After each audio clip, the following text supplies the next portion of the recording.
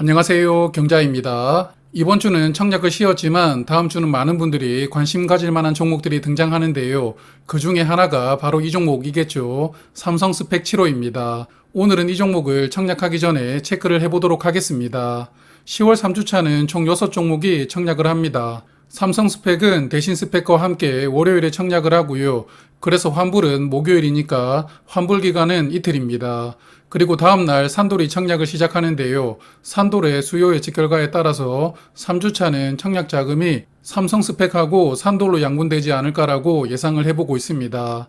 이 영상을 보시는 분들은 대부분 아시겠지만 스펙 청약인데 왜 이렇게 유난을 떠냐고 생각할 수도 있겠죠. 그 이유는 바로 이전에 상장했던 삼성 스펙들이 엄청난 성적표를 보여주었기 때문인데요.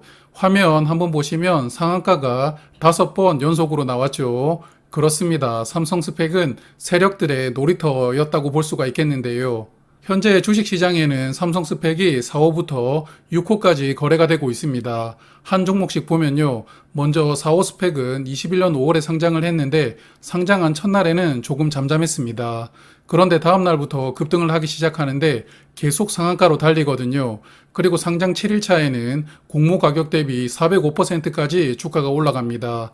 엄청난 급등을 보여주죠. 그리고 5호 스펙은 다음 달인 6월에 상장을 하는데 첫날부터 따상으로 달리고요. 상장 4일차까지 계속 상한가로 달립니다. 사실 작년이야 주식시장이 워낙 호황이었으니까 뭐 이런 종목들도 있었겠지라고 생각을 했었는데요.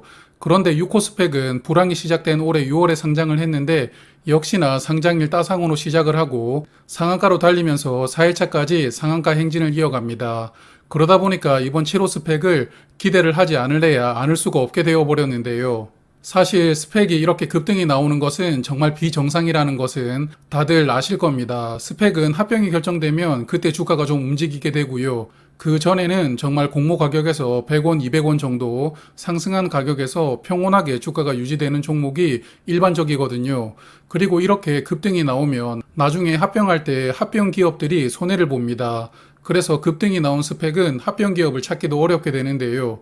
그래서 일반적이고 이성적인 사고방식으로 생각을 해보면 급등이 나오면 안 되지만 그래도 선배 스펙들이 워낙 화려하게 시장에 데뷔를 했다 보니까 이번 스펙도 혹시나 하는 마음이 들게 되는 것입니다. 자, 그럼 청약 정보 체크를 해보겠습니다. 300만 주를 모집하는 스펙인데요. 특이한 점이 있습니다. 바로 공모 가격이 10,000원이라는 부분인데요. 보통 스펙 공모가가 2,000원인데 이 종목은 10,000원입니다. 쉽게 보면 2,000원짜리 주식을 5개씩 뭉쳐서 청약하는 종목이라고 이해를 하시면 되는데요. 그래서 300만 주를 모집하지만 공모가가 10,000원이기 때문에 모집하는 금액은 300억 원입니다. 대형급 스펙인데요. 그래서 과연 이런 대형 사이즈인데 이번에도 쉽게 컨트롤할 수 있을까라는 의문이 생기는데 그 부분은 잠시 후에 보겠습니다. 일반 투자자에게는 75만 주가 배정이 되고요. 청약 주관사는 삼성증권이고 청약 한도는 일반 고객이 18,750주, 최고 우대 고객은 75,000주까지 청약할 수 있습니다. 스펙은 증거금이 100% 필요하니까요. 일반 청약 한도를 풀로 청약하시려면 증거금이 약 1억 9천만 원 정도가 필요하겠습니다. 화면 보시면 청약 단위인데요. 청약하시는 분들은 단위를 체크하시면서 증거금을 이체하시면 좋습니다. 최소 청약 수량은 20주부터인데요. 아마 균등 청약만 하신다면 20주 청약하셔도 충분하다고 보고 있습니다. 20주를 청약하려면 증거금은 20만 원이 필요하겠습니다. 그리고 대형 스펙답게 최대 주주가 빵빵합니다. 많은 분들에게 아픔을 주고 있는 다올 인베스트먼트와 스펙 업계의 메이저인 ACPC가 공동 최대 주주인데요.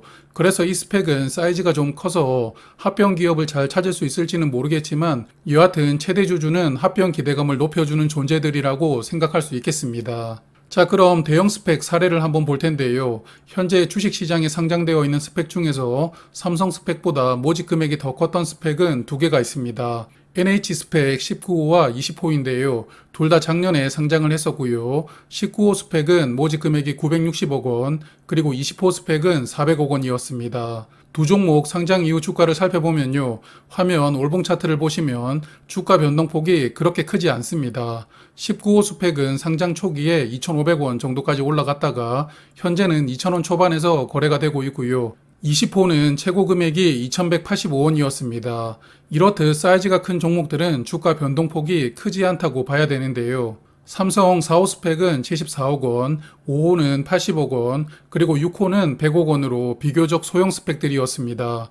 그런데 이번 7호는 300억 원으로 6호보다도 3배가 더 큰데요. 그래서 이전 스펙들하고는 다르게 흘러갈 확률이 있다고 생각을 하시면서 청약을 결정하시는 게 좋을 것 같습니다. 무조건 따상이 나오겠지 이렇게 기대를 하다가 그렇지 않게 되면 그 씁쓸함이 더 커지거든요. 그래서 그냥 따상이 나오면 좋겠다라고 기대감을 좀 낮추신다면 조금 더 상장일이 즐겁지 않을까 생각을 해봅니다. 그리고 10월에 청약하는 스펙들 수요 예측 결과를 살펴보았는데요. 하나 스펙 25호도 400억 원을 모집하는 대형 스펙이었죠.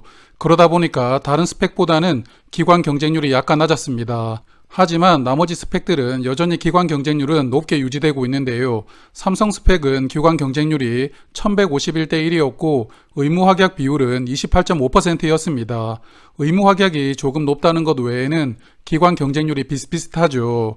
그래서 기관 투자자들은 이번 청약을 약간 의식했다고 보이기는 하는데 대박이겠다 이렇게 생각까지는 하지 않았던 것으로 보입니다.